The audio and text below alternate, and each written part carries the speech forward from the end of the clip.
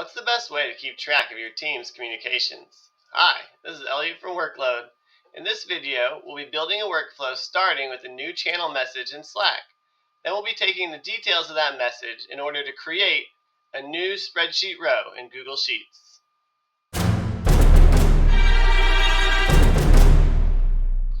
Let's build a workflow. So we're going to start here as always at the Workload editor.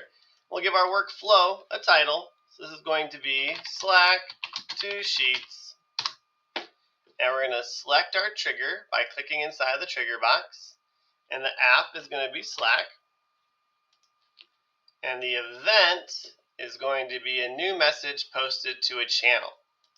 Click Continue. Make sure we're connected to our Slack account. And the channel that I want this trigger to monitor is going to be my test channel. So this workflow will initiate whenever a new message is posted to that specific channel. Click Continue. And I'm going to test my trigger. So we have a new message. We can use this to build out our workflow. So I'm going to click Continue.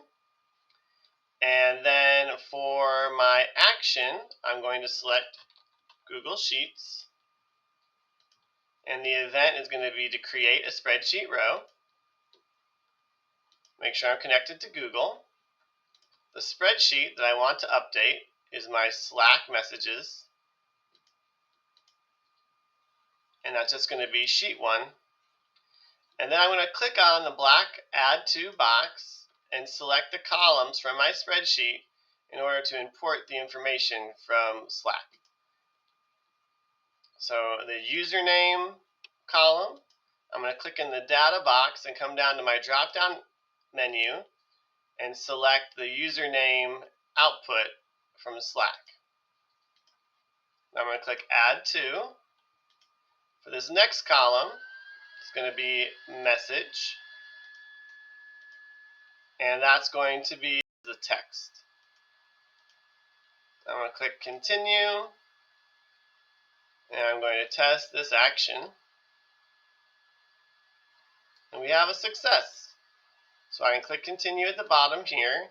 I can peek over at my Google Sheet and I can see that that message from Daisy Rose was added to my spreadsheet.